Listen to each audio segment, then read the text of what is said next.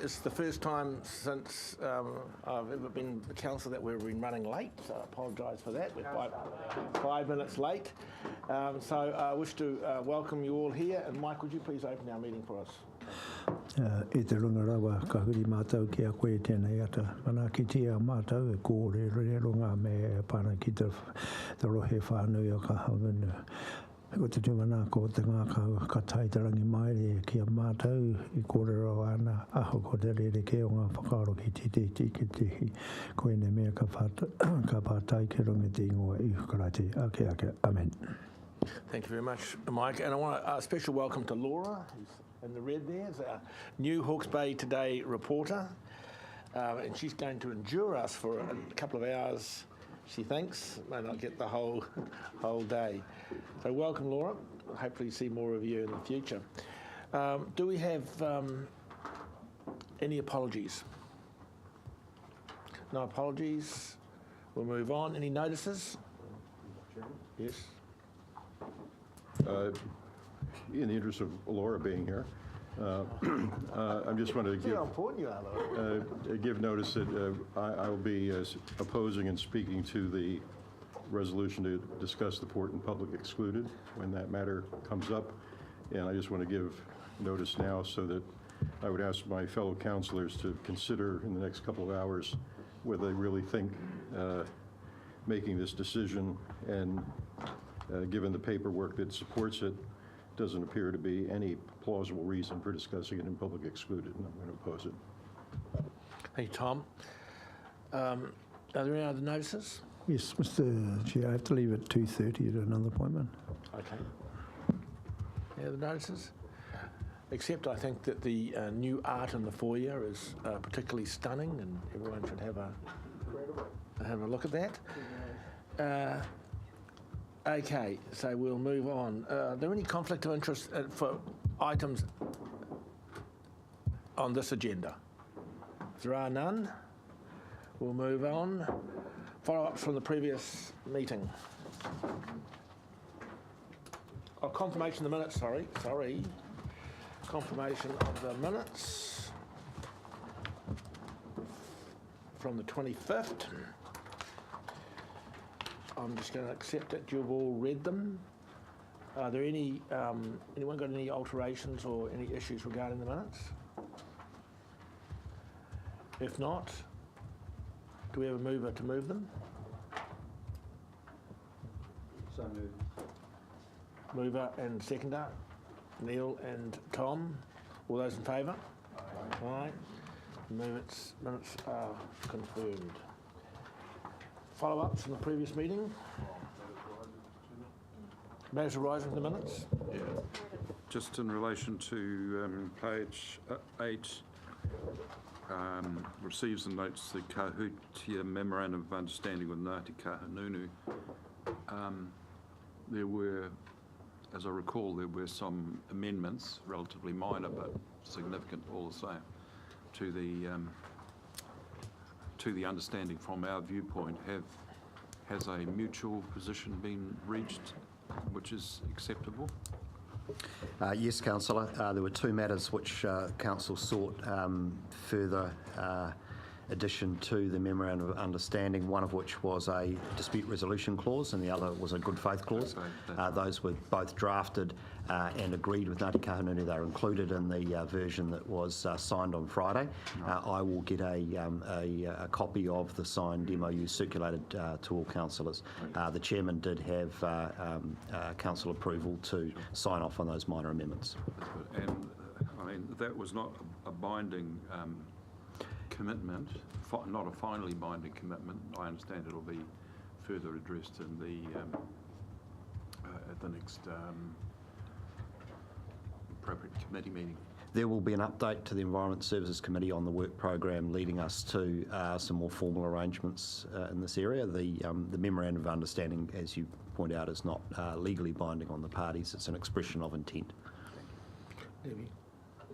Thank you. With regard to the petition that was presented from the Ongatiko residents, agenda item 6, I've had a phone call expressing some disappointment with the minutes. I don't take exception to them, but the general theme of the call was where to next. So I'm wondering if we can get that in an action item, please. Certainly can. It's on the Environment Service Committee agenda as a further report on the Ongarantiko issues. So report back then. Are you happy with that? Yes, and it's Any other matters arising in the minutes that are not on the agenda or other agendas? Any other matters? Okay, then we have we had a mover and a seconder. All those we've voted on the minutes, haven't we? Do we vote on the minutes? Yeah. We did. It's all done. Okay. Follow-ups from the previous meeting. Item 5. Chair, we'll take those all as read. They've either been completed or that they are the subject of upcoming committee agenda items. Happy to take questions from councillors. Question on file. Paul? Thank you, Chair. Just 2 questions. First one, the list of applicants for Tranche 2 water. Who is Plantation Road Dairies? Is it a company, partnership, trust, someone actually called Plantation Road Dairies? It's a company and it's part of the Bell Group. Right, okay. It's not noted in that particular list, so got to be careful about that. My second question is number 7, the briefing from Napier City Council on the stormwater strategy. Are we also able to ask them to also give us a bit of a briefing at that same time about the sewage as well? Or is that going to be covered somewhere else? Mr. Chairman, I think we replaced this with a invitation instead for that briefing to be made to the Ahuriri governance group, did we not? Look, that's correct. They are providing a presentation to the Tukumati on Friday, and This Friday. it's a relatively holistic presentation around what they're doing, the extent to which they will go into the ongoing challenges they have with their wastewater treatment system or the wastewater system. I don't know, but we'll follow up with the council and certainly when they come in November, I think it would be prudent for them to front foot those issues as opposed to responding to questions that you're most likely to ask on the day, councillor. So we will have that conversation with them and ensure they come well prepared. Yep, no, that's fine. Thank you. They've also been invited to the November Environment Services Committee. But we should be able to resolve all those issues on Friday, I thought, hopefully.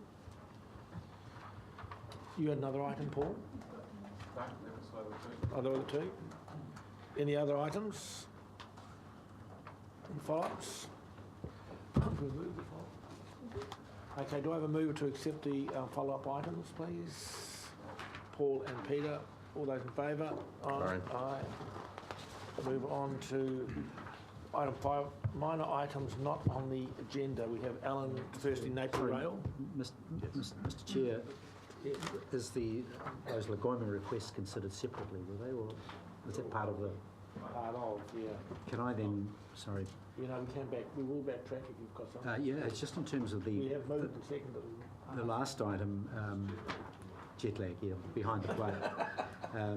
Just the last Lagoima request from Bede Kearney from Audit New Zealand. Is there any background to that? I'm surprised that Audit New Zealand are asking us for that when they could have asked it as part of the audit process. So this is part of a national project I understand they're doing around Three Waters infrastructure, and so they are looking, these are requests that will be being asked of regional councils throughout New Zealand about the performance of Three Waters infrastructure. So they have had this on their work program, which they have notified us of. Therefore, Mr. Chair, can I ask that the response to Audit New Zealand is actually tabled as a part of the next council meeting as a follow-up item for the next meeting, the actual response? No objection to that, that's fine. Thank you. Okay, thanks for raising that, Neil. Item 5, we have Napier Wairau from Alan. Just, is it necessary to table it as a response? Can't you just circulate it? Chief Executive? I could. The request was for it to be tabled, and I've got no objection for it to be tabled. Debbie, you had an item? Alan's got one. I've got Alan's, haven't I? Yeah, sorry. Napier Rail? Yes. Yep. Debbie? Donations, sponsors, naming rights policy. Should be my title. Naming rights Policy. Peter? HPADs. H-Buds, good one. Paul? Martin Land Trust. We'll skip Rick, we'll go straight to Fenton. Where's it at? Mātiti Urupā Oh, yeah. and Australian Forestry / Regulation, seeing I didn't do it last time. Okay. Right, we've recorded those and we'll attend to them when we get to there. First decision item on item 6 is a notice of motion from Peter. Peter, do you wish to speak to your notice of motion? Well, I do, Chair, and I'm happy to move it, but you'll need a seconder. Oh, sorry. Okay, we have a seconder. Thank you.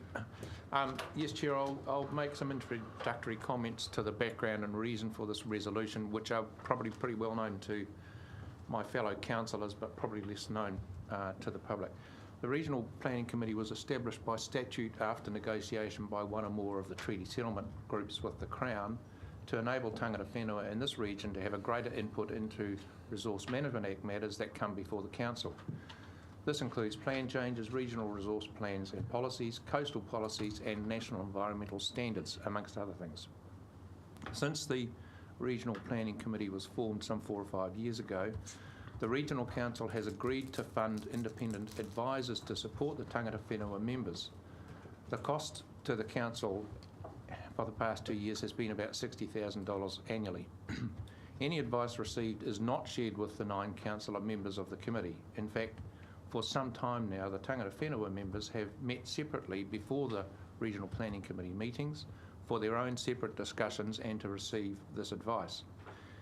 In any normal governance model, and certainly any governance role that I've been involved in, the decision makers sit as a committee, share all relevant information, discuss that information and make decisions based on that shared knowledge. In this Regional Planning Committee model, we effectively have 2 committees masquerading as one, with one half of the committee receiving their own advice and caucusing quite separately. And what emerged from a workshop last week was the belief that on the part of tangata whenua members that councillors were doing the same thing.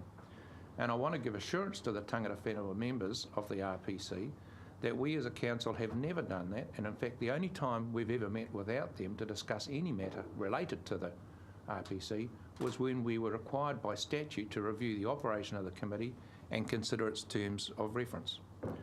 I'm concerned that although under the RMA legislation we are all required to consider the sustainable management and use of natural resources and taking into account the economic, social and cultural well-being of our communities, there is insufficient discussion or understanding of our regional or wider responsibilities. All of us have particular constituencies that we are answerable to. For instance, I represent the people of Nararora. The Chair represents the people of Hastings. But when I sit at this table, the RPC table, I don't just think about them, I think about this region more widely, and that is the responsibility that we are all charged with. And I don't believe we can discharge that responsibility properly unless all information and reports generated in relation to matters dealt with by the RPC are available to all of its members. And this resolution is intended to achieve that purpose. Thank you, Peter. Very well said. Alan. Well, Mr Chairman, I support Councillor Beaven's viewpoint, but I'd actually like to just bring in something a little peripheral, but which is important, and that is in relation to the formulation of the tank plan change. In my view, there's been excellent work done by staff, by James, Tom Skirman, Marianne Baker and other staff. But I'd particularly like to note the input of a considerable commitment of time and energy by Councillors Beaven and Belford.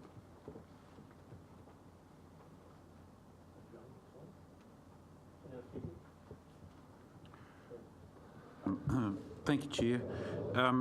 Whilst I'm kind of in agreement with Councillor Beaven's whilst I'm in agreement with the motion, I would have to disagree with one point that he made, which he raised, was his concerns about the tangata whenua members meeting and caucusing around before we have the RPC meetings.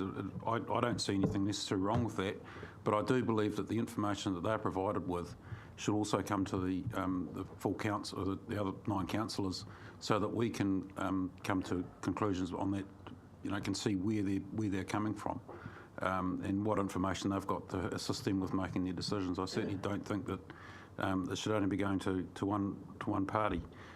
Similarly, if we have any reports that are prepared, they should be circulated to all the RPC members. So I'm quite happy that this motion is fair in that respect, and that everyone is now in the same boat.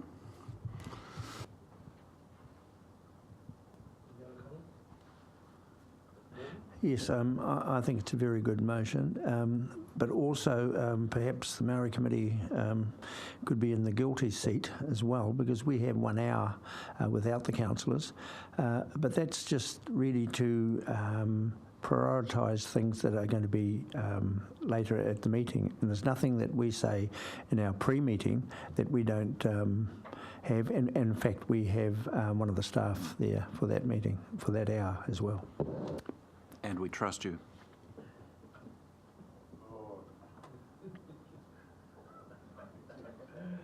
He just talks about me.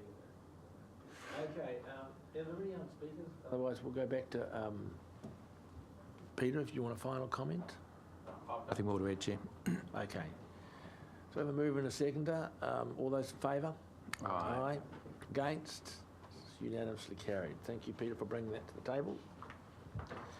And I thought your dissertation was outstanding. You obviously did that at night. We'll move to item 7, which is setting of the rates. It's a particularly important paper. Thank you, Mr. Chair. Jess will speak to it. Yes, this paper is to allow Council to resolve to set the rates for the period of 1st of July 2018 to the 30th of June 2019. The rates are as per the funding impact statement that was consulted on in the long-term plan. We have obtained a legal opinion which supports the compliance of the setting of the rates under the Local Government Act and the Local Government Rating Act. And Trudy is here to answer any specific questions in regards to the rates, if there are any. Really questions on this paper? Thrashed it out. No questions? Oh, you.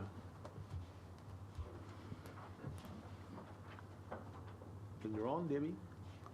Thanks. Trudy has been forewarned. I'd just like to inquire of the logic of the Apatoki scheme been seeing a sort of $300,000 or $400,000 decrease in rates when actually it's short of money, in my opinion. Yes. It's a concern to me. When the budgets were set last year for Apatukitok, the engineers made a decision to just reduce it initially. They put it back up. I haven't got the actual figure that it's been reduced by totally compared to last year, but the impact on the Central Hawke's Bay ratepayers is a small reduction on their rates. Apatukitok is and does require work, and I'm sure the money will be put forward to it next year to get some work done.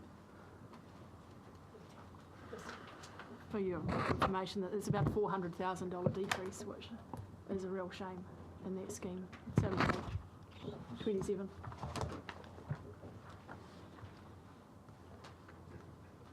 Sorry, 40,000.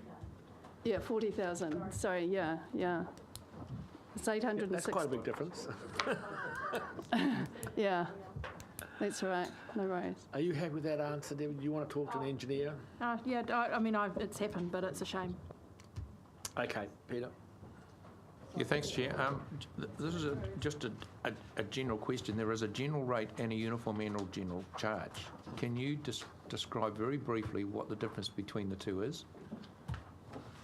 Or can Trudy? I'll defer to Trudy, who might have a better answer. Okay. A uniform annual charge is where it's just a charge that's uniformly applied based on a rating unit, whereas a general charge, so it's a uniform fixed charge as such, whereas a general rate is charged on land value. So the higher the land value, the higher the charge for the individual person. But a uniform charge, it's just spread. It's a set amount of dollars. It's a set amount of dollars per rating unit. I think it was about $42 per rating unit.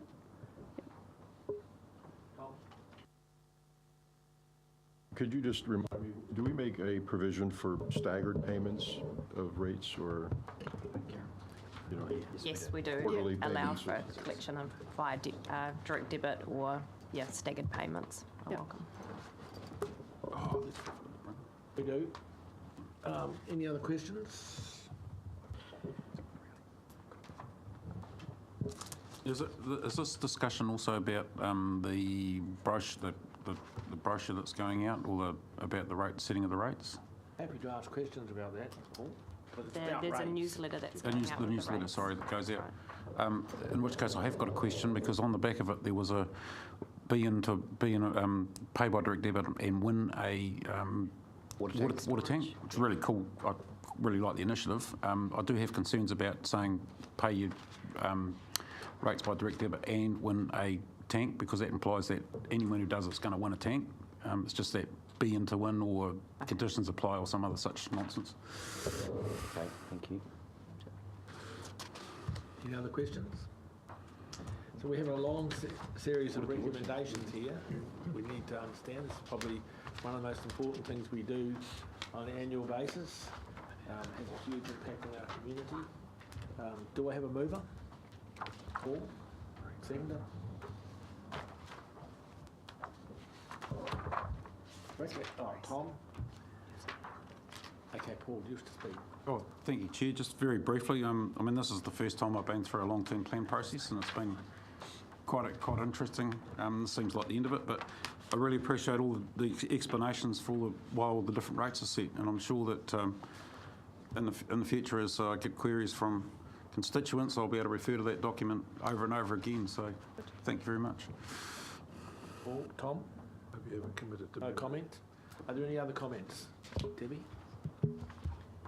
Thanks, Chair. I just don't support this rate increase. As you're well aware, I've waved the flag quite loudly on behalf of the primary sector that the increase in Central Hawke's Bay is just not realistic, and in terms of our council turning up down there and saying it's the price of $1 a week or a cup of tea or something. I mean, we see a rate increase here on page 20 where we've got an individual whose property increase is 48.77%. That's an additional just short of $1,300 per annum, and I just think that's immoral.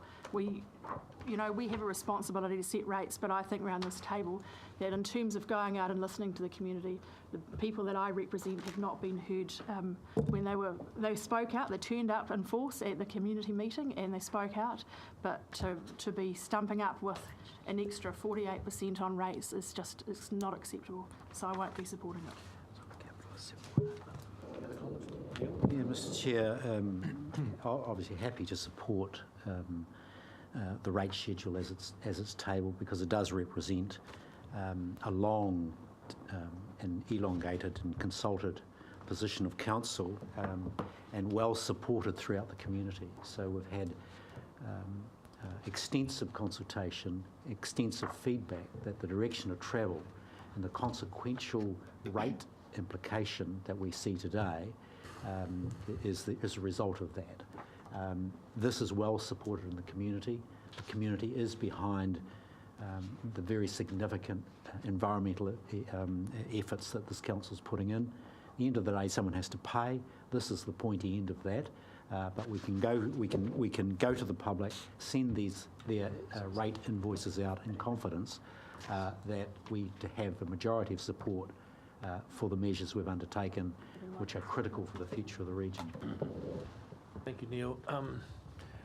Debbie, nobody likes to see people get large rate increases, and but it is the consequences of the system that we're running, that people who own very large assets do tend to be charged the highest rate increase.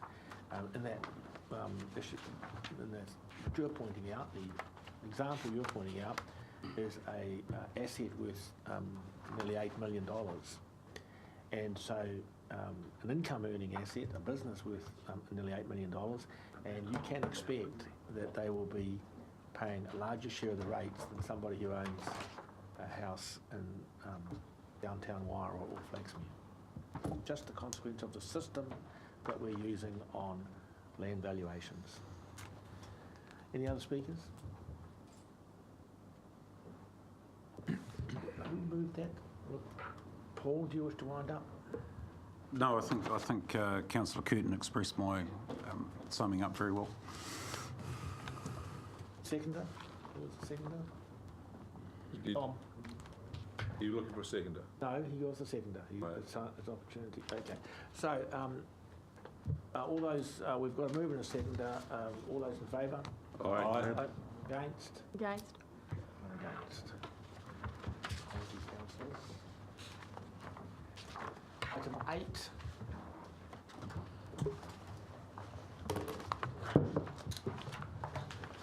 An equally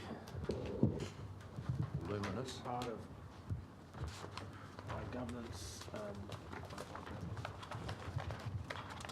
agenda. Financial report. Thank you, Chair. So this paper provides you with a draft annual report. So this is a draft annual report for you to adopt for forwarding to Audit New Zealand for audit purposes. The paper provides some financial overview and some commentary around variances to budget. Overall, the annual report has, well, the annual budget has, operating budget has come in $14,000 favourable compared to the reforecast position that we brought back to you some 3 or 4 months ago.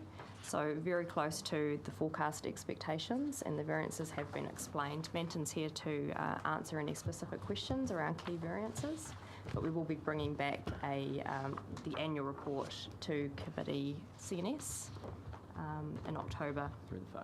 Through the Finance, Audit and Risk, and then Corporate and Strategic, once it's been approved by Audit.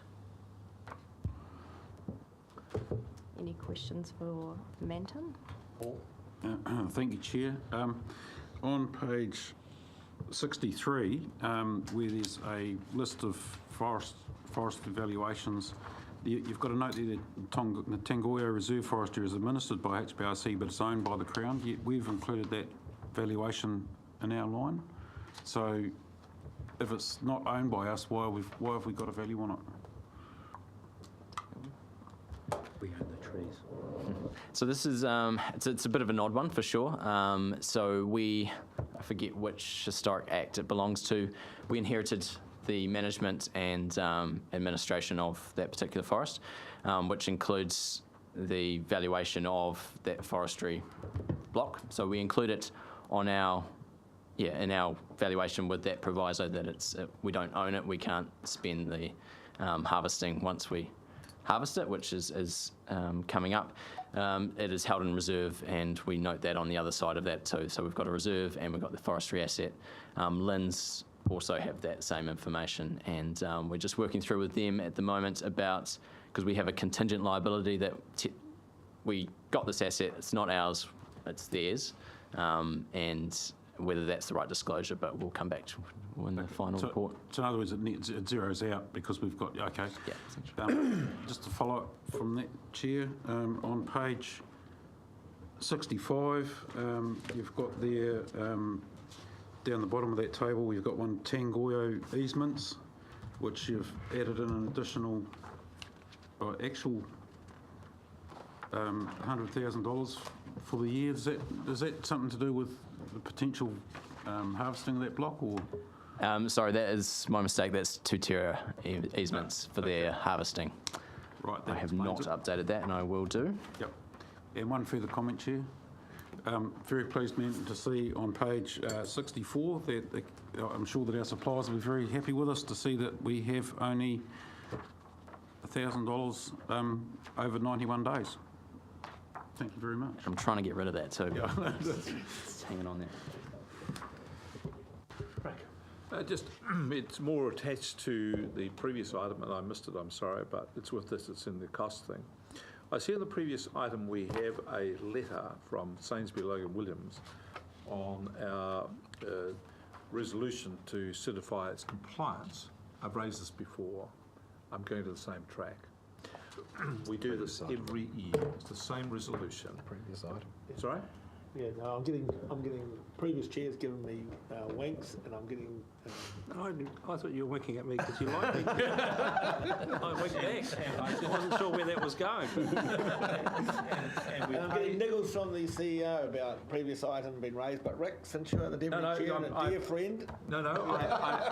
I put this in as these are the current accounts. These are accounts and about trying to, in fact, improve, reduce our expenditure.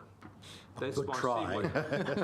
segue in. Oh, brilliantly done. About these accounts, and I'm then reflecting back on a previous item we've gone through. Oh, brilliant sidestep.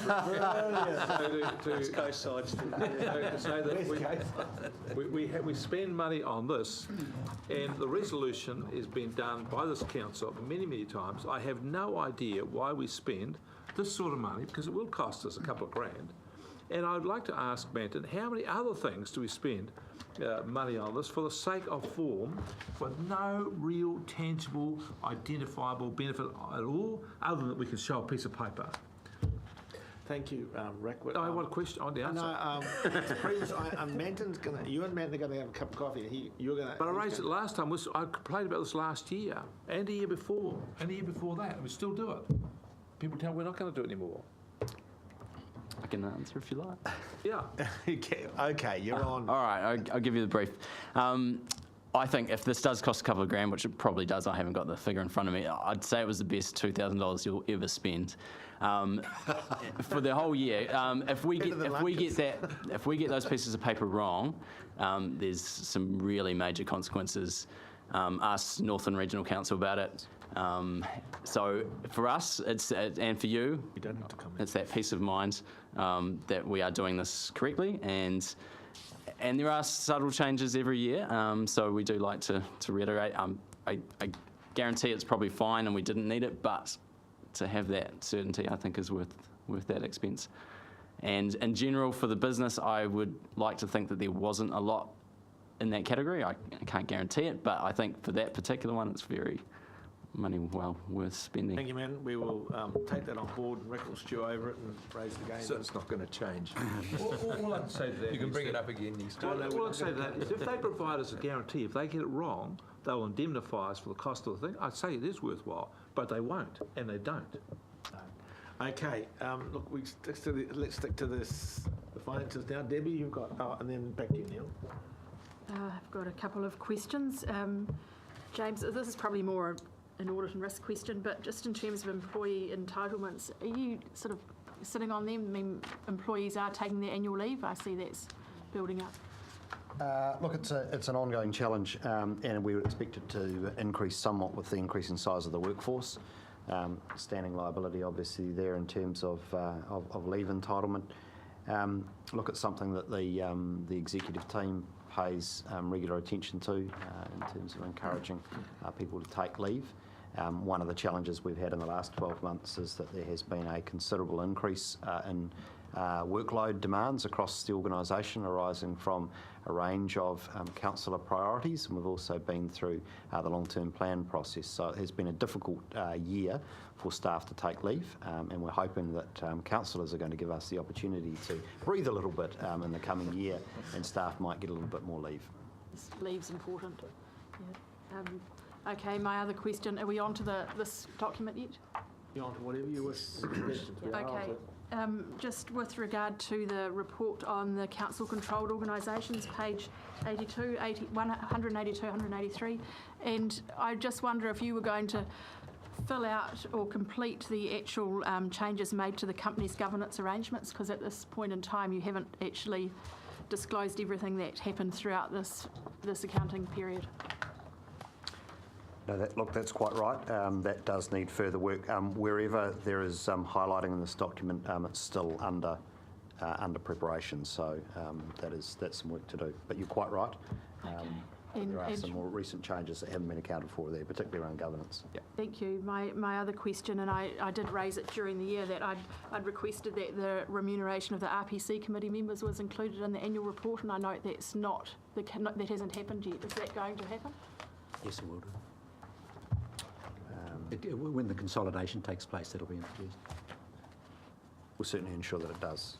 Thank you. Neil. Oh, yes, thank you, Mr Chair. I'm following up from Councillor Hewitt's line of questioning.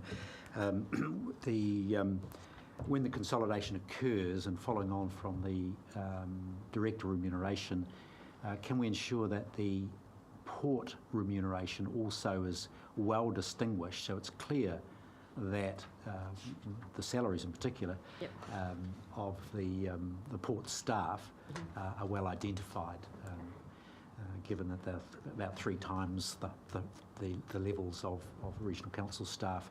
It causes some confusion. But Mr Chair, I do want to ask the question around on the paper itself, item 8 paper, at 4.2, group consolidation. Once the audited financial statements from HBRC have been received, consolidated group figures can be added to the annual report. Can you give us, Manton, can you give us an update on the process for receiving those accounts and for considering those as a part of the audit process? Sure. So, as you're aware, we've had the port do special purpose accounts to the end of June to align up with our year end. So they've been done, and HBRC have received those. They've done the consolidation on their end. So the operating of HBRC along with the port has been consolidated. Audits have done their preliminary work on that, but I still haven't yet confirmed it. And by the time this paper went out, I hadn't got those figures. I now should have those this week. That's the plan, and we can do our consolidation on that. So the next set of accounts you will get will be at the FAR committee, and that will have everything in it. Okay. Is that all right? Or before, if you would like. Can I just follow up with the issue of valuation, port valuation? Mm-hmm. Have you got an indication from audit from the auditors around the acceptability of adopting the current valuation, 2015 valuation? We've had just brief discussion on it, haven't anything formal. So we're actually still waiting for that confirmation from HBRC themselves on their stance, and then we will wrap that up into our stance, and you as a council will need to be comfortable with using that same figure, but we will come back to you with probably a lot more detail on that. Reported at the FAR committee. Correct. More questions? I have one, Manton. Oh, you, Tom. In the draft report, I have a few. Page 31 begins a discussion of the flood protection and drainage schemes. I just had a question about, have we actually, I couldn't decipher from the words in here whether we have actually begun the process of lifting any of these stop banks, or are we still studying the process, need, et cetera? The short answer is that we're still studying the locations of doing so. However, there is also, and it's more of an intermediate step, there is some ongoing stop bank upgrades that have been occurring, but not to the 1 in 500 year level. That piece of work is ongoing, so the initial modelling's been undertaken, but there's more significant design work need to be undertaken on that. So that's a major piece of work which lies ahead. And the money to actually do the physical work is embedded somewhere in the LTP, I assume? There is money allocated. Until all of the design work is completed, we won't know exactly what it's going to cost. So there is a notional allocation there is, but there is a good probability that number will be revisited in time once we get a better sense of the costs. Okay. Chris, was there anything you wanted to add? No, that's a good summary. On page 42, there's a reference to the our Manuka trees up at Tutira, and I'm just asking, I gather, at some point we can get a fuller report on what has been learned from that and the values associated and all of that? Yes, we do have, I think... I saw a press release on it, but So there is a report that we currently have programmed in on Manuka in totality. I think that's for the Corporate and Strategic Committee in, no, it's Environment and Services. ENS in November. So it hasn't made the cut for next week, given all the other things on the agenda, so it is for the next ENS meeting. cool. All right.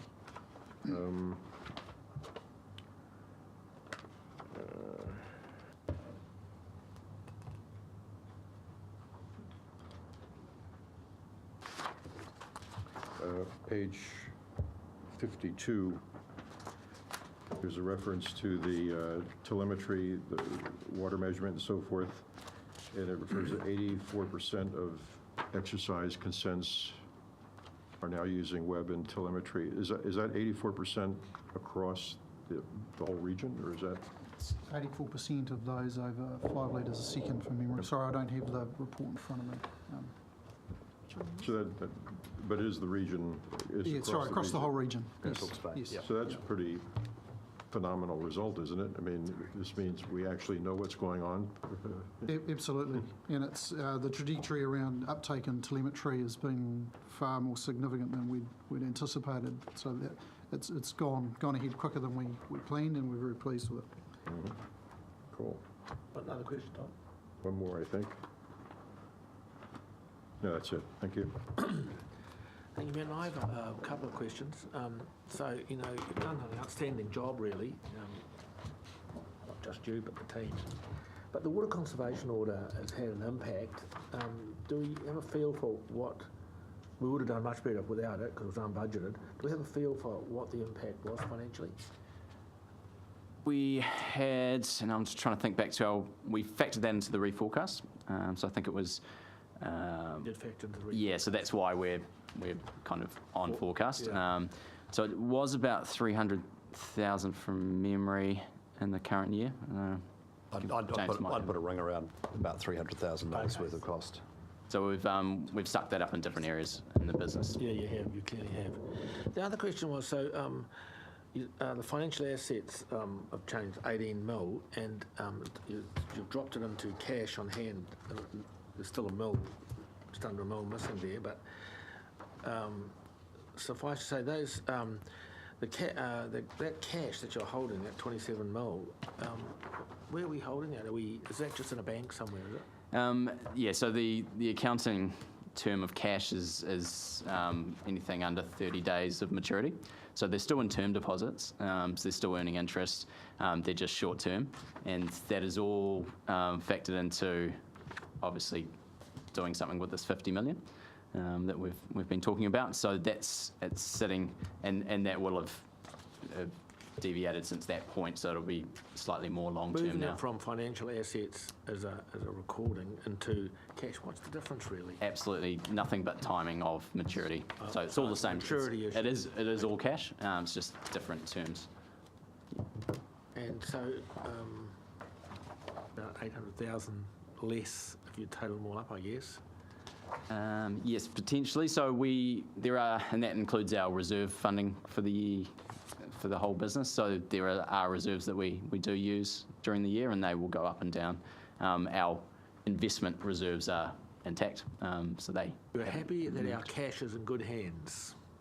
As far as the banks are good hands, yes. Okay. But it's obviously a very low-yielding environment at the moment, so it's fairly challenging to make those funds work hard for us. There may have been withdrawals from that across to HBRC too. I'm just wondering in terms of, though that's my... After balance date. Okay. After balance date, okay. Neil? Yeah. Thanks, Mr. Chair. I just want to refer to I think it's page 9 of the report, and it's the Māori contribution to decision-making processes. I just feel we need to be a bit more expansive in that. I appreciate there's a page holder for Māori committee, But I think also it would be useful to aggregate up the contributions made by the appointment of staff to that decision-making process, and also the tank representation for Māori on the tank process. So we get a complete picture of the Council's commitment and investments for Māori. I wonder whether that's worth rethinking that particular section and identifying the global spend when you aggregate up those respective investments. Is it possible to rethink that section? Sure. Be good to understand it, wouldn't it? Yes. Any other questions? Okay, do we have a mover for the recommendation, which is quite a simple one? Do we accept this report? Do we have a mover, please? Happy to move, Mr. Chair. Neil, Fenton, and Fenton will second. You have to speak to it? No. No, nothing to add other than the obvious thanks to every year we say the same thing, the same body of work gets done. Big body. Tireless contribution. So thank you. Thank you. Any other speakers? Those who put the motion, all those in favour? Aye. Against? It's carried unanimously. Thank you very much. Move to item, and I'd just like to say thanks to staff too. It is a huge body of work that you do. Well done. Thank you very much. Thanks. Item 10. Item 9? Now, who is driving Thank you this for your one for email. us? That's right. Melissa. We must have And jumped I'll take it by number. No, just Oh, no, oh, yeah, item 9, of course. We'll go item 9 first. Fixing the common seal. The only thing I'd just draw to your attention, councillors, is the delegated powers under the Maritime Transport Amendment Act, just by way of noting really that individual is not a direct employee of the Regional Council. They are a senior member of Rocket Lab responsible for launch operations, and we've entered into an formal arrangement with Rocket Lab, which both the Harbour Master and I are satisfied with, which gives the launch operator the powers of excluding people from the exclusion area. So we are delegating that through. It's not something we do lightly, and we have a range of checks and balances around that process involving the Harbour Master and also an ongoing review of that arrangement. Will they keep politicians at bay from the zone? They will keep everybody at bay. Neil, don't. Make sure that the social media alerts are correct. Can I, Yes. thank you, Chair. Through you, Chair, I would have liked to have seen some sort of brief explanation of that in the paper rather than having that to give some consideration to it, because I don't, I'd agree with you that it's something we don't do lightly. And for us, we've been asked to give away delegated authority to someone working outside the organisation, and this is the first that we're hearing of it, and I find that quite challenging. I would have thought it would have been nice to have given us some time to have reflected on that, but that's okay. Thank you, Paul, for that. I think you're probably right. Fenton? Move. Oh, you move? Okay. We have a mover, a seconder. Do you want to speak, Fenton? Oh, just to,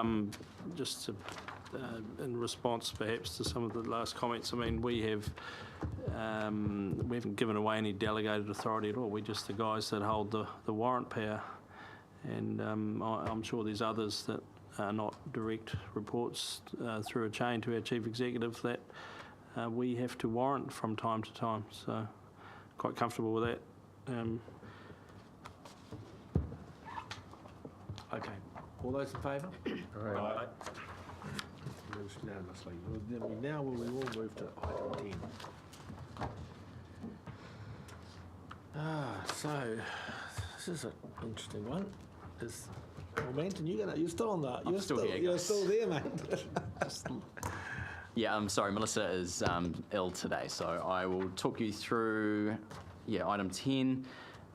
It is the usual determination that we get from the local authority remuneration organisation who set your pay. And this is really just an update on what those new figures will be for the current year. They're a little bit later than usual, so we will be obviously backdating this to the 1st of July once this is all approved. So there's a general increase of that 2.7. The one that looks a little bit odd there is the chairperson. They have amended how they account for vehicle usage for chairs and mayors. So I've explained that hopefully with a sentence underneath that will, we have to deduct any vehicle usage there. So that percentage will obviously come down depending on what private use we decide with the chair, but we will do that offline. And really nothing else has changed too dramatically. They usually do this in the same rotation as elections. So I'd imagine this time next year we will be looking at again how do we do this? How do we split things up? But at the moment things are pretty much the same as previous year, as well as our allowances and all those as well.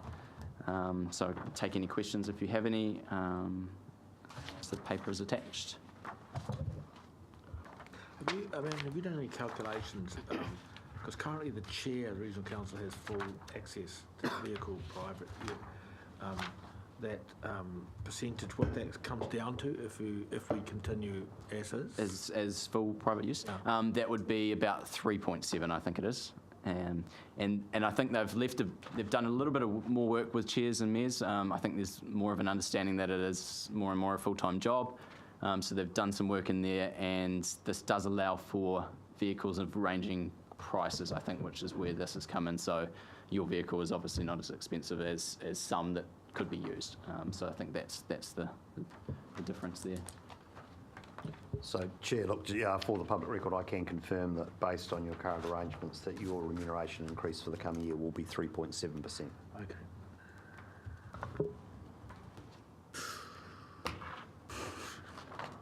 Thanks, man. Debbie, questions? I do. Question for James. I look at the difference between councillors, and we're all elected around this table first amongst equals, and I look at the difference in pay rates and see that as an elected rep from Central Hawke's Bay, I'm getting just about $13,000 less per annum than some of my colleagues around the table who might be chairing 4 meetings per year, and it's on the face of it just discrimination. So how has that difference in pay rates got so scarpered up, and what can we do to address it? Because when I have a look at what is happening amongst the other regional councils, over half of them have a pay difference for chairing of meetings, well less of what we have in Hawke's Bay. So my understanding is that the Remuneration Authority has made its own calculation in terms of the increment provided for the additional duties of the committee chairs and the deputy chair. The gross quantum of that will be dependent on the calculation for each council, which differs related to the size of the council in the formula. So if you're looking on a dollar for dollar basis comparison, you would expect the deputy chairs of bigger councils to have a larger differential between themselves and standard councillors, and the converse for smaller councils. So this is not a matter... I don't have a problem with the deputy chair because I know he works really hard, but so do we all, and I see quite a difference in the pay rates. So for 3 of us around this table and everybody else. Look again, I just stress the point that this is a determination of the Remuneration Authority. They have undertaken a review in the last 12 months, and they've received a wide amount of feedback from elected members around the country around these sorts of matters. I understand they've taken those all on board, and this is the determination they have set. I thought it was for the pool as a total, so I'm just pointing something out. I mean, surely you can all look at, everyone around this table can look at this on face value and say, is this fair or not? And I actually don't think it is a fair divvy up. So I'm wondering, can we address it at all? James? Look, I can add something to that. Yes, you are correct. There is what they call a higher duties pool, and we can, you as a council, decide on how that pool is split. I can get back to you on the actual quantum of it, but I think it's 1.5 times the base salary is what you've got to play with, depending on how many areas of responsibility you think you have, and we've historically divided that by chairs of committees and obviously the deputy chair. But essentially you can play with that as you like, but that only comes around every triennium with the election cycle. So that will be next year that can be reconfigured. Although presumably if it is a higher duties pool, it would need to be justified on the Yes, basis absolutely. that there It needs to be higher duties. Correct. Yeah. So it can be split, however, but obviously you have to say that there is a higher duty there. Well, just for the record, it's outright discrimination, and I think it should be addressed. Any other comment or questions from Anton? Oh, just actually in Councillor Hewitt's defence, I mean, this is the first year there's been or the first triennium there's been such a gap. I think if you go back in history, just to back in some of what she's saying, the difference was between 4,000 and 5,000. And I think that's also reflected at Napier City, with the aim being that the gap didn't get too big. I'm not decrying the extra work that chairs do, etc. I know they do have to do more than just chair a meeting, but Councillor Hewitt does raise a valid point. Any other questions or? Well, I've got a question. I didn't see this in here, but is there a marked change in the difference between a councillor and a committee chairperson? Or is it the same as it was the last? I don't know whether Manton's got visibility on that. Councillor Wilson suggests that it's gone from 5,000 to the order of 12,000. These numbers look broadly similar to what they were last year. Correct. They're all $350 difference. Yeah, they're all just that 2.7% higher than they were last year. Just before the last election, which is when we last did this process, I think they have increased the pool amount, which is probably where this increase has come from. If there's more pool, that gap becomes wider. And it's 13,000 now. 12,12918. It was 12,578 and it's now 12,900. Are there any other questions? So, from well, $350 difference. can we address this, or just like we raise the question and that's it? Can we direct it back to CNS? You could. I understood from what Manton was saying that it's a question that can only be raised once a triennium, and it's normally done in the last year of the triennium. I'd have to definitely check my facts on whether you can go back and ask, but they ask you every 3 years. There may be some recourse in between, but Well, I sat for the previous council 3 years on an ordinary councillor's salary and attended more meetings than many people who had chair. Recorded fact. And I heard not one voice raised to say, Rick's working harder than the rest of us and is on the least money. Just looking through the Couldn't hear through the violin. Just saying. Just You agree it's not fair, right? That's what he's saying. No, I said I never heard one person say that this was unfair last time. And I can go back and the number of committee meetings I attended at the top end of the number of meetings, special meetings with councillors, the top end of them on an ordinary councillor's salary. That's what I got. I heard not anybody say this is unfair. People who were council chairs were paid well more than me and attended far fewer meetings.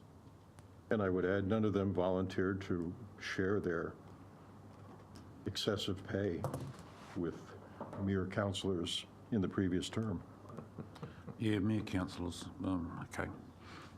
But Debbie raises a point. But on the gap wasn't as big then, though. But on the other side of it, Debbie raises a point, and the question that I would have thought is the balance appropriate or fair? That's the question that needs to be asked. Well, nothing is fair about any of this. I travel that Waiwara Road at least once a month, sometimes twice a month, and I think about Fenton having to travel it a whole lot more than me. And, it's really hard to be regional council based in Wairoa. Really hard. and I just hope, that he can stay here more than he does, because, I don't want him to travel back late at night on a rainy night, but nevertheless, life isn't fair, and that's the way it is sometimes. But I think that's a particular case. While on that, it's quite a difficult road in the middle of the winter. It's not fair that I have to travel to Havelock North and he has to travel to Wairoa. Only got a handful of constituents. I'm talking about the... What's your house like, Chair? Maybe we could swap houses. Sorry, Chair, can I just suggest that because the amount is increased by a straight percentage across the board, it means that over time, the differential between the two roles will naturally increase. That's just a function of the equation that's involved. So to occasionally sit back and review that, I don't think there's anything particularly wrong in doing that. I think that's So, Chair, we could bring a paper forward to the Corporate and Strategic Committee in due course to reconsider this for the next financial year. I would note that it's fairly proximal to the next local government elections, and therefore question about whether that's the right time for making some changes, or whether it would be more appropriate for those to be considered by the new council. The thing that I think probably needs to be reflected on when I look at the other councils is that clearly there does need to be a justification for spreading it over more councillors, which would reduce the differential, and so then therefore need to be duties that are assigned. And one of the ways that appears to have been done in the Horizons example is that there are deputy chairpersons for council committees. So if you want to create more roles, and obviously they would need to be justified by some work, you could get more people into the pool and spread those funds more readily around, or more evenly around councillors. But there will need to be actual functions that will need to be therefore remunerated. It's not within your gift to spread that pool across all councillors. The base rate for councillors is the base rate. Mr. Chair, my view of this is a triennial event. It affects a whole term.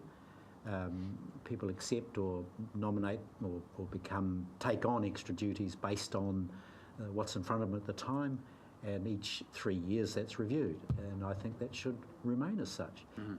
Next time around, councillors supporting one particular view may change their mind, given their position and status in a new council. So on that basis, Chair, would it be the will of the council to consider this for the coming financial year prior to the next local government elections? So notwithstanding the fact that there might be some different decisions taken about committee structures, there will be, at least at that point, a set of remuneration arrangements that have been agreed that incoming councillors would inherit. It will be difficult for them to review those immediately after the local body elections. I suspect they'll get caught up in their timing with the annual financial cycle. So, now, I think we should confront it. If we think there's an issue, we should confront it because it's right to confront it, not because there's an election happening, and not because you are a chair or not a chair. Paul's point about the mathematics of percentage rises, the gap increases, reminds me that a story that Alan tells me when he was the mayor, that the CEOs that used to be called town clerks almost got, what, $10,000 more than the mayor, was it? When I first started, the ambition of a CEO was to earn as much as a mayor. I just raised that as a little bit of a point from... Now they earn 3 times as much. Yeah. So perhaps we should throw in the senior execs in that pile as well, James. Share it all around and be nice and friendly with each other. So I think the there question is raises... if you do it for, based on the 1st of July as it is here, or you're going to push it out a year, isn't it? So Mr. Super's just advised me that we actually can only make recommendations in principle to the Remuneration Authority. They're the ones that have to make the determination.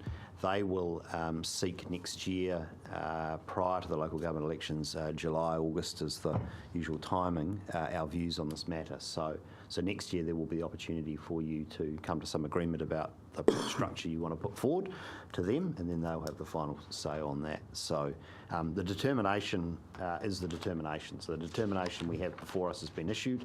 I think it's been set by Order in Council. There's a set of regulations there. And so, in essence, all you're doing here is pro forma ratification of what has been set in regulations. So I don't think you have any ability to change this at this point in time, and you'll need to work within the Remuneration Authority's cycle. So next year, when they call for submissions from us, we will bring these issues to you, and you can make a decision about how you might want to do things differently. Yeah, okay, Fenton wants to, do you want another question, have you? Yeah, there's a question. So I gather from the discussion I've heard that the base rate for councillor remuneration, and presumably for the chair or the mayor, is set, and then there must be a pool which can be which the council has some discretion over as to how it is applied for extra duties. Correct. Of various sorts. Yeah, so that's probably the part where we might have a discussion, and there would be nothing wrong with leaving some of that pool for things that arise for special committees or special duties or whatever that could be allocated during the course of the year as well. It's a nice idea. I'm not sure whether the Remuneration Authority would be empowered to do that. So in other words, if there's a pool, you have to spend it all? Yes. In all probability. Certainly in the schedules, there's certainly no precedent that I've seen for that. But there are certainly, there's a wide range of things that are being remunerated for, such as the Taranaki Biodiversity Trust or the Manawatu River Users Advisory Group. There are these sorts of things which have been reflected and remunerated for. So you've got quite a lot of flexibility, but you've probably only got a once in an annual cycle to do it. Right, we have a mover, and I think we need to be conscious that we're receiving and noting local government members' determination. They have determined this, and we have. I'm happy to move, yeah. Do we have a seconder? Peter, do you wish to speak? Oh, just very briefly, I mean, I use the Waikato Regional as an example. Go to page, what the hell is that, 80, 90, whatever it is. And I know in my time, the deputy chair was actually ahead of everyone else there on the basis that the River Board requirement for the chair to attend so many different meetings meant that the deputy chair on quite a few occasions was left around the big table. So, there is ways and means of making it fit for purpose for a regional council. And I think on this basis, I'm happy to receive and note the work that's been done. Would also like to acknowledge the work that Dame Fran has done.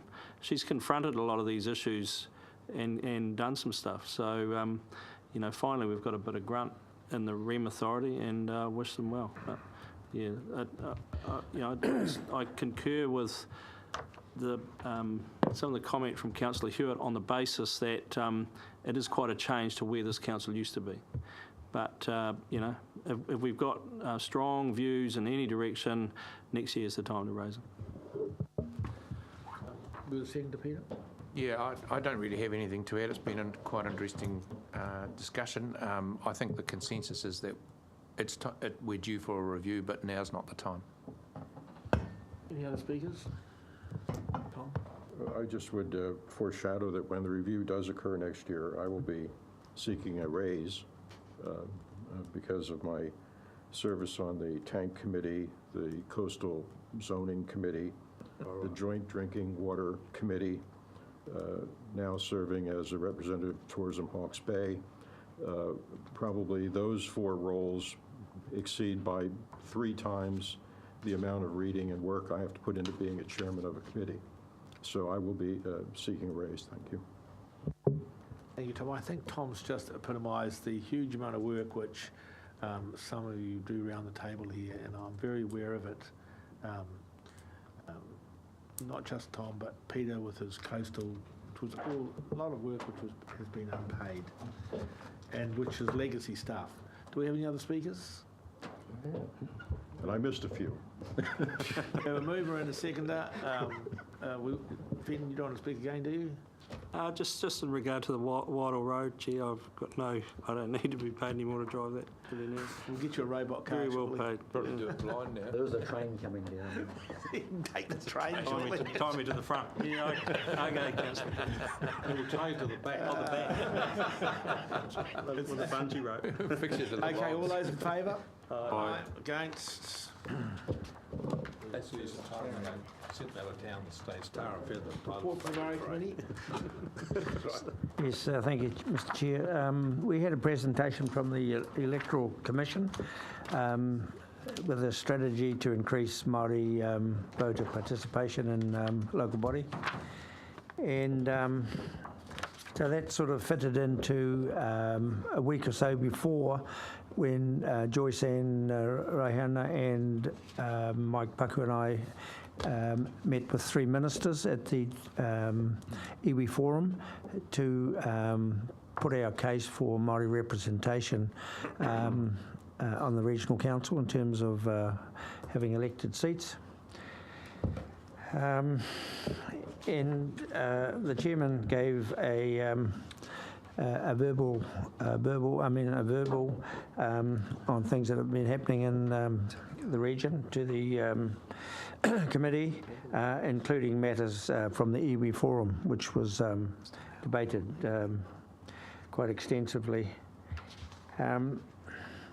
There was also a discussion about the tank with the tank process, with the hope from the likes of Māori that the process would go smoothly through the Regional Planning Committee, considering the amount of time and effort that he and some members of the Heratonga Tai Whenua had put in. Michelle McElroy also spoke on the subject of the sediments coming down after pine plantation, and she understood that the matter would be debated at the Environment and Services Committee in the future. And the committee was grateful that after 5.5 years there is to be a PO, or Tumuaki, a senior Māori member, starting on the 1st of October. Thank you. Right. Any questions for Mike? Finish a hand up, or you just...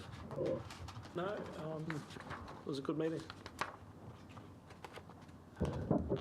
Just in terms of the remuneration for the Māori Committee chairman, last week it was 30 hours round trip from when I left home to got back after going to Wairau to speak with the Whakaki Iwitia people, and then on to Tuwai and back that night. That was 30-hour round trip.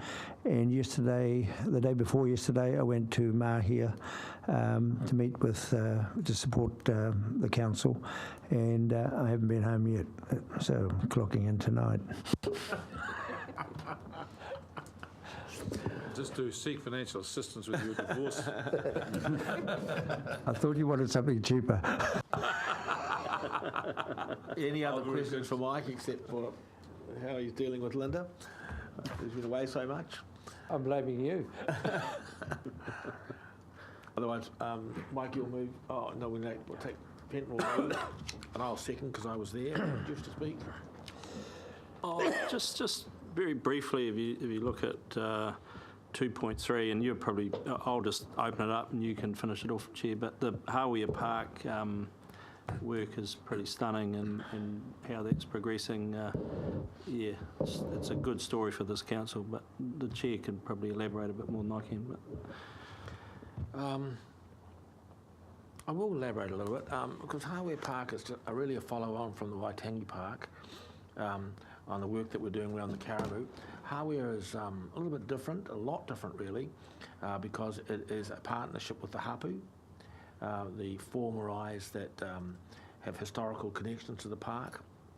There were always some issues in terms of naming the park Hawke Park, because not all the Hapu whakapapa back to Hawke, but a very elegant solution was devised by Māori Apatu, where the park will be named after Hawke, but the other maraes will be represented within the park through various ways, one through a whare and one through a po.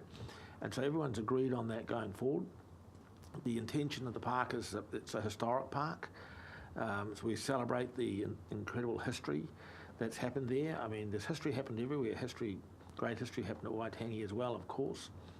But this one is going to be a celebration of the 500 years of history, that probably longer, that have occurred around that park. And as you drive there past it, or a lot of them you do, you'll notice that a lot of work's been done.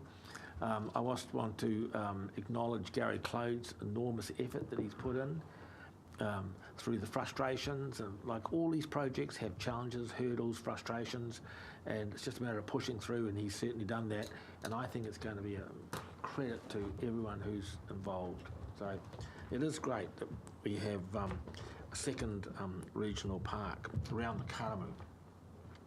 I thought they were a very good meeting. I think these meetings are very well chaired by Mr. Mohi.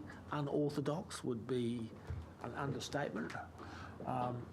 But everyone enjoys it, and everyone gets on really well, and all the tai whenua are represented, and it's just a meeting which works a lot of harmony, especially when we went to Wairoa, and you know, we're encouraged to do that more often, to go into the regions rather than do them in this room. And of course you get an entirely different meeting there, but I thought the meeting went very well. Thank you, Mr. Moy, for your excellent chairmanship. Any other speakers, people that were there? Okay, we have a move and a seconder. All those in favour of accepting the Māori Committee's report? Aye. Thank you very much. Staff projects.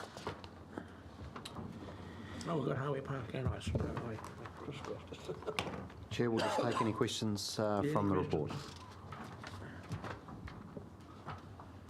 Thank you, Chair. Yes. Yep.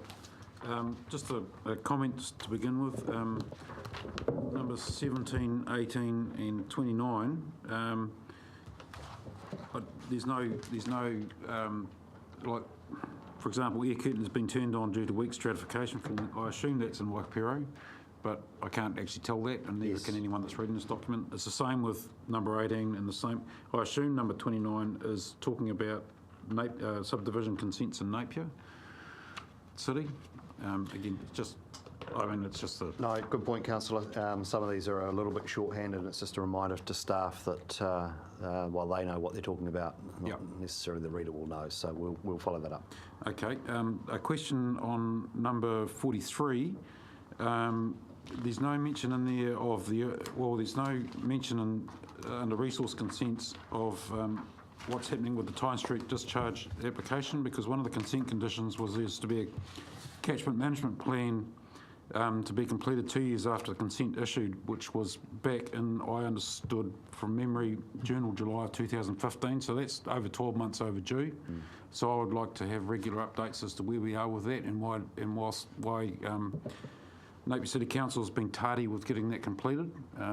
I have a reasonable understanding, but I wish to know what the staff's point of view is on that. We'll provide you with that. Yep, thank you. And then the other one is there's nothing in this project update on how we're getting on with the implementation of the integrated catchment management program, but that may not be coming to this committee, that may be for ENS, I'm not entirely sure. That more broadly, I guess should have been covered under the catchment services section. You're right, there hasn't been an awful lot there. I do know that there has been an enormous amount of effort focused on recruitment and the relocation of some staff to both Wairoa and Central Hawke's Bay, the assembling of those team, the appointments of managers and what have you. So, early days in terms of the formation of those functions, but I would expect we can provide you with a report to the ENS committee, at least verbally, on how that's all done. Nothing too huge, but okay. Yep. Any other issues? Tom? I would just raise one omission. We have progressed the Future Farming Initiative. The staff met with Fenton and myself a few weeks ago. We came up with a list of a dozen, I think, or so folks to invite to be on the initial working party. Those invitations have gone out and are beginning to be they went out, I guess, at the end of last week or something. And so they're beginning to be responded to. I'm not sure what the results are at this point, but presumably later this week we'll have some sense of who's signing up and who isn't. So that's where that is. Will you bring those names back to us at some stage? Sure. I'd be interested. I think I did see that Tim Aiken, I think he responded yes. I can't recall offhand. I'm pretty sure of that one. Peter Kay, I think, has said yes. That's good. Councillor, we'll report back. Yeah, can I suggest that we don't out all these individuals until there's been a discussion about their comfort with their names being made public. But look, there is a report coming through the NS committee on the Future Farming Trust and the progress we're making. Okay. James, I have one 35. The Trust Joint Land Ownership for Hardware Park. How are we coming along with that? I've seen some emails from them. I couldn't tell you. I don't know whether Chris, do you know where that issue is getting to? It's Yeah, we're working through it, but I think that absolute specifics of need to get back to you. Progress is being made. There are some obvious challenges, and I'll get the exact details through maybe later today, if you like. I'd just like to talk a bit about that. So part of the deal with Mana Whenua on this one was that because of the construct of land ownerships in the very beginning, and they would help us do the park, that we would form a jointly own a regional council representing the public of Hawke's Bay and the hapus would have a joint ownership of the park and joint management around conceptual development, etc., etc. So it's quite revolutionary in a way. Revolutionary the way it was actually happened in the first instance, and it's been really good process working. But there are always challenges, like everything, getting it over the line. But so it will end up being a trust jointly owned by the regional council and the hapu. Will the land be owned in common? Will be tenants in common? Not sure. Right. No, I think that's probably the part of the challenges. Well, just that's the easiest way forward. Oh, you need to get on the board with this. Okay, are there any other issues around activity? Fenton? Just 31, just to let councillors know, that's been a heck of a body of work over many years, but to see construction late September was incredibly satisfying, so huge vote of thanks to all involved with that. Graham Hansen and Steve were probably the real drivers of that. 42, I have a question. The Environment Court, the one party that didn't reach a place of trust and duration, are they a significant party, without naming them? Sorry, the chairman will speaking to me on another matter. Well, this is a good time to ask you a question. Matter. No, it's not. Actually. No. Asking over you guys, multitasking. Sorry, councillor. Number 42. Yes. Go to number 42. The one party that did not reach trust and duration, are they a significant party? I don't know. We'll need to come back to you on that. Okay. And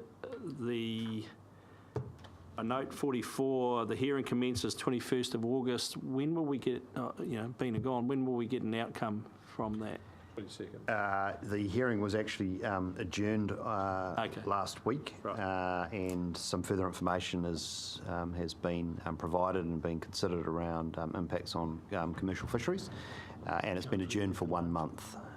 And last one, through you, Chair, equipment purchasing for Predator-free 2050 milestones. Are we talking? Sorry, yeah, good point, Deputy Chair. 48. The equipment purchasing, is that just traps and stuff, or are we buying vehicles and stuff? Or No. My understanding it's traps. Right. Yep.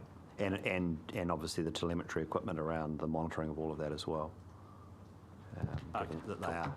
That makes sense. monitored, But, yeah. Drones and guns too. Drones and guns. Yeah, well, We'll move on unless we have anything. Mover and seconder to accept the recommendations. I just speak, Councillor? No. Wish to speak, Paul? All those in favour? Aye. Against, to accept those recommendations. Right, minor items not on the agenda. We'll kick off with you, Alan. Thank you, Mr. Chairman. The re-establishment of the line by Kiwi Rail is proceeding very well. We're getting close to Wairau with foliage work and re-sleepering, and they're doing a significant amount of re-sleepering with concrete. And their intention is to spend so that they minimise the ongoing maintenance cost of the line. They will be able, and they wish, to start hauling logs before the end of this year, very early in December. In order for that to happen, the inland port or log hub of the Wairau Rail Yard needs to be developed, and to scope that out last Friday, I went up there with Steve Young, Commercial Manager from the port, Nick Cornwall, and Kevin Gittings, who operates Weigh-Bridges. We went to Wairau District, and they indicated their strong support for the project, and that they would assist with some minor roading works if need be. To make the rail yard fit for purpose as an inland port, it needs to be fenced, it needs surfacing, it needs some drainage infrastructure, and it needs some development of on-site amenities, although there is a small toilet block that belongs to Kiwi Rail in any case, so that helps. We've got 3 months to do that, so it's important that the job is got on with. I would like to say that Tom Skirman, who wasn't able to travel because he was on leave on that day, and Steve Young and Nick and the others are getting on extremely well. And within the port itself, the project has very strong support from the chief executive. There needs to be a minor amount of work done on the rail area of the port, which and the land is actually owned by Kiwi Rail, essentially for more efficient log handling and also health and safety reasons. You might recall there was an accident between a train and a truck a little while back. So that's basically where things are at, and I know that it's been discussed that the funding to set up the log yard and minor works at the port could be funded from the $1.5 million residual allocation that we have for Napier Gisborne, which incidentally is far less than the, I think it was 4.5 million that was originally budgeted but not spent.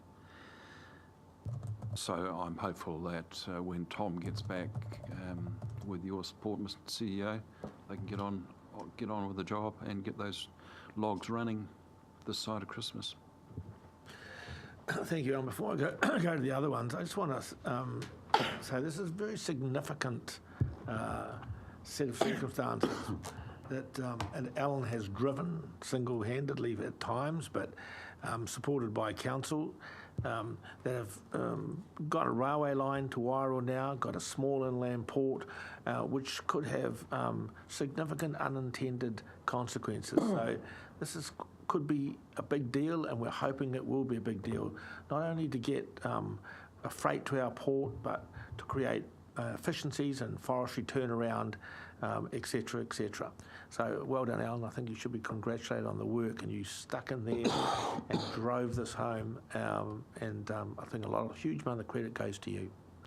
Next. I appreciate the support of this and previous councils, Mr. Chairman. Couldn't be done without them. Next item, Debbie. Thank you. Chair, with your indulgence, I'll just add, I have two items I forgot, but I'd just like to mention that Councillor Bailey and I attended the Peka Peka book launch, and we had a really wonderful wander around with Steve Cave and a number of other staff. It was nice to be able to say goodbye to Steve in an environment where he's really proud of what he's done as well as he moves on to his next role. But it was a thoroughly enjoyable morning, and I'd encourage you all to have a look at the book if you have the opportunity, which I understand is in reception. I don't see $20. For sale for $20. Yeah, it's great. Yeah. Or they might lend you one. We are going to indulge you. What's your other Thank item? you. So that was that. I'm interested, James, in how council works on the naming rights policy for.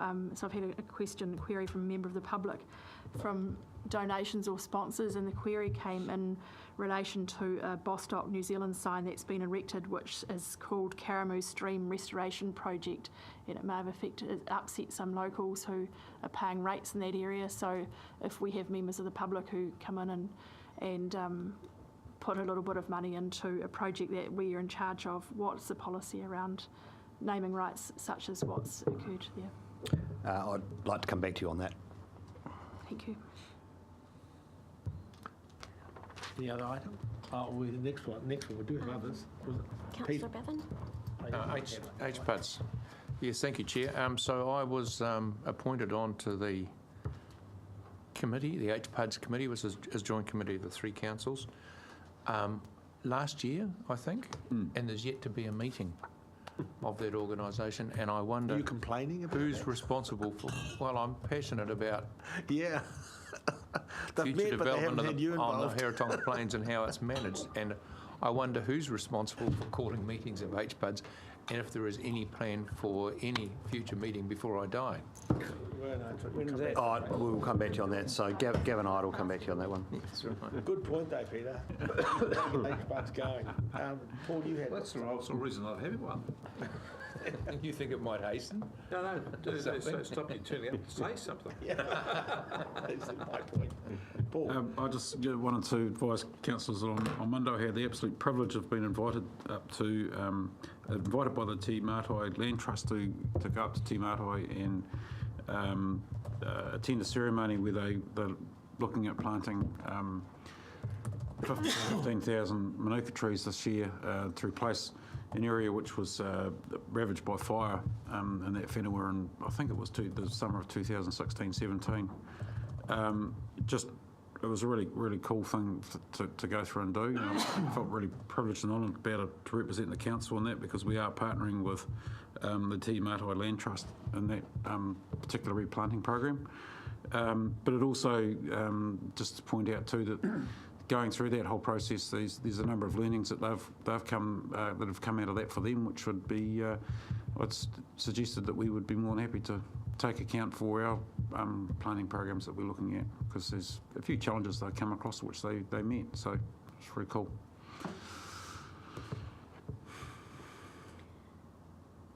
Fenton Matiti. Fenton.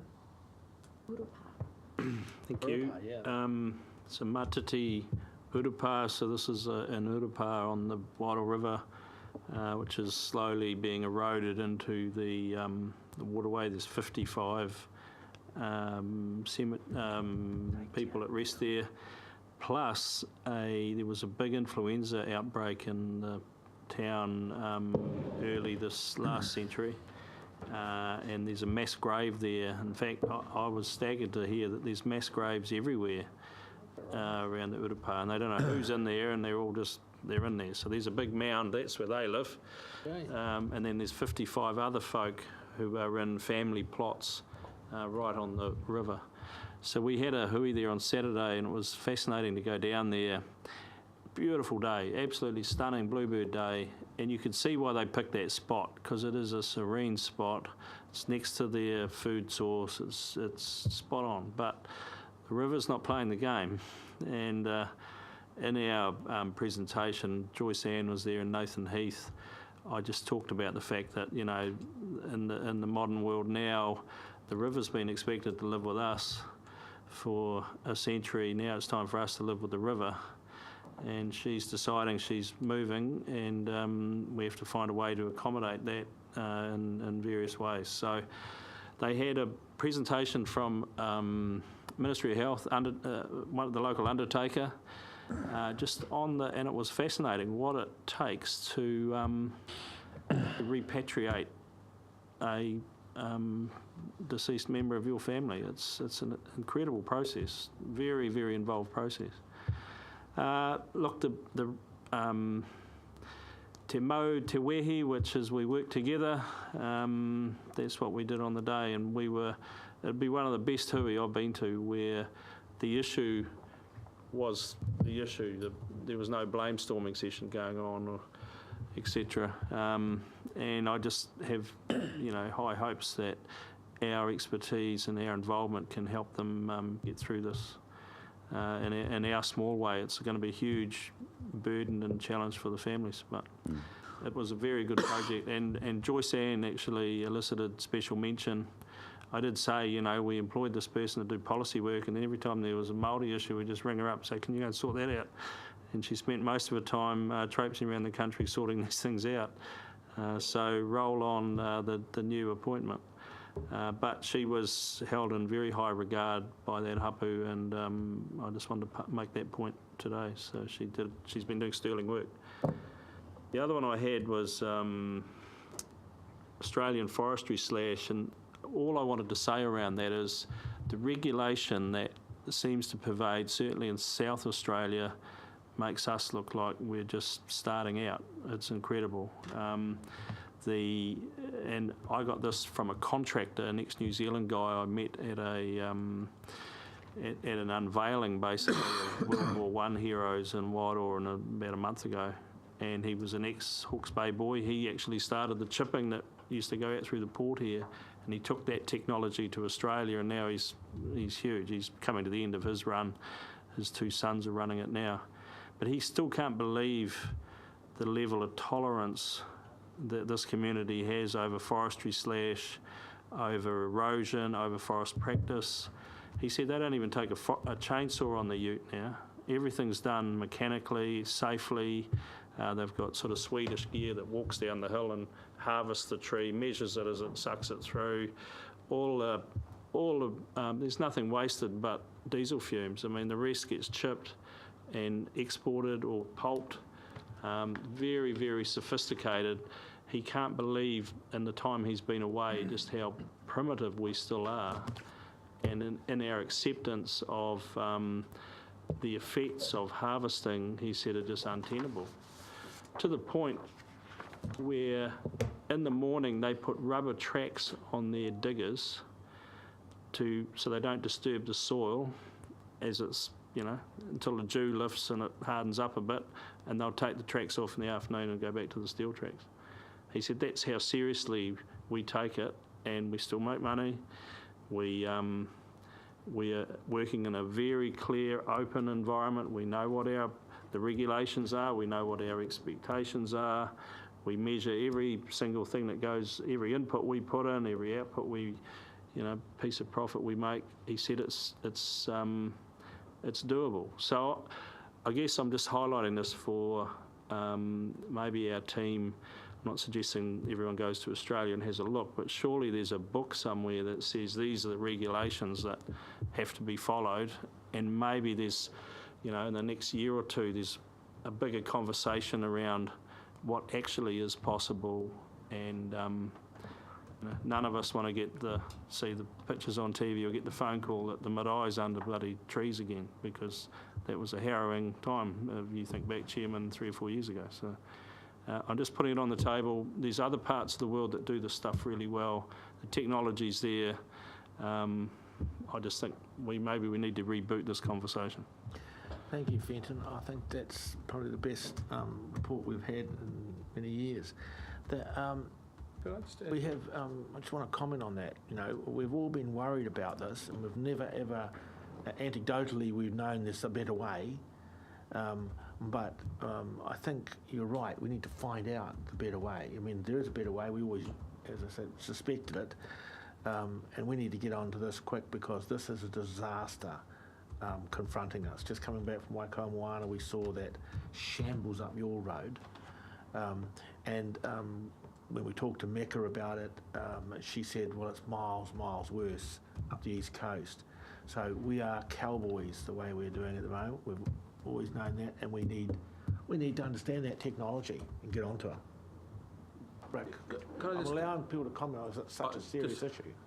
Just to take this a step further forward, because that's where I think it needs to go. I just want to briefly, I see you looking at the watch clock, but briefly, we've had before seminars here on water and other things. Would it not be possible for us to contemplate having a public seminar, or not a seminar on forestry / the issues, in which we host it, invite people along to come along and give us the discussion, to have the discussion in the open, and it would then serve the purpose of letting the public know that we're engaged on this and doing something constructive about it. At the moment, it seems to be completely below the radar. So I wonder if the Chief Executive might like to have a think about that, how we could, in the Hawke's Bay Regional Council, or conjunction with Gisborne, or something else, organise a seminar saying, what is it we're doing here? You know, what other technologies, how can we go further forward with this? MPI. Okay, we'll take all that on board, eh? They work really well. Mr. Chairman, we are having at the Environment Committee meeting the next meeting is a report coming in on the forestry regulations and effectiveness assessment. I mean, it's pretty preliminary at this point, but it gets the ball rolling. Yeah, but Tom, the forestry regulations given by our government are rubbish. I read that report. It's rubbish compared to this kind of technology. We're not confronting the issue at all. We're skirting around it as a nation. I'm just saying, we need to get under the fingernails of this issue. Who is next up before we get into We're done. We're done. Neil's just reminded me, and I was remiss when I opened the meeting, just to acknowledge the passing of Aheitia Hiha. And he was the chairman of the Māori committee, the first chairman. 17 years ago when I came onto the Māori committee, and he did 3 or 4 terms, and I followed him into the chair. He's actually was an outstanding statesman in Māoridom, and those of you that knew of his deeds and his stance, he listened to everybody, and he was pretty staunch on the Māori things, especially for his knowledge about history of things in the Ahuriri area. Him and his wife and himself started their teaching career 64 years ago in Central Hawke's Bay. One was teaching in the primary school, and in front of that they had the high school. And he played for Waipawa United, became a Maori All Black 1955, and it was really a pleasure to have him in this building, and Neil had 1 term of 3 years with Aisha as the chair. So if I'd just like to acknowledge him and Te Reo just for a moment. Nui le te rangatira, hoa kōko whetio rangatira, kāre mātou o te komiti e wari a koe, haere atu ki rongi tō mātou aroha. Thank you. Thank you, Mike. Yeah, he was certainly a stunning man. Now, We're going to go, well, it's on the agenda, we're going to public excluded. We've got 15 minutes before we've got Doug coming online, and I imagine that was included in the public excluded. Correct. But we have, Tom wants to move a motion that we don't go to public excluded. We'll need to vote. I'm just going to vote against the motion, assuming somebody does make it. Oh, okay. So do we have a motion to move into public excluded? Just before that, Chair, can I just ask a process question perhaps to the Chief Executive? So there's two parts to that paper. I concur with Councillor Balfour on the first part. I couldn't support the second part being in public because there is some stuff that will be of great interest for people who are considering their options going forward. So, I would offend it on that. but the first part I could probably live with. So the first part being the... What are we talking about? Where's the public agenda? What does it actually say? Is it the project update, Councillor? Papers, there's a capital structure paper. Capital structure and project update. I could live with capital structure, not project update. So look, the only comment I'd make, Councillor, in relation to the project update is that the documents were not written with public communication in mind, and we'd ideally like the opportunity just to review Capital structure? all of that. The project update document. Second document. Correct. Mr. The Chairman. first document? Well, the first document was to support the discussion that you're due to shortly have around the preferred options and what your preference is for consultation. The reason for it being public excluded is that we wanted to, first of all, take a draft consultation document through the Office of the Auditor General for review, and you will need to see their audit opinion of that document before deciding to issue it. So putting your preference, assuming there is one agreed today, into the public domain precedes that process, the OAG review of the discussion document. And it also puts your preference into the public domain ahead of us having all of our communications materials ready to go to inform the public in a comprehensive way. It starts effectively a drip feed of the council's preference on this. So our staff preference is that this consultation is planned, it is well resourced, and it is well structured. And that it is effectively not sort of drip fed over time. That was our starting position, and hence having this discussion in public excluded. So the vote will test it. I'll therefore move. We do the whole move into public excluded, and the vote will test it. Yes. Do we second it? I'll second it. Second it. Okay, so we have a motion to move into public excluded, which includes our conversation with Doug, a leader. Sorry, is that for the whole... On both, isn't both, it? both items, or are you doing... Both items. Both items. Yeah.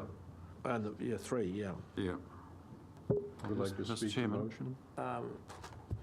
Yeah, certainly, Tom. I mean, the movers have the first right to speak. Yeah, so you...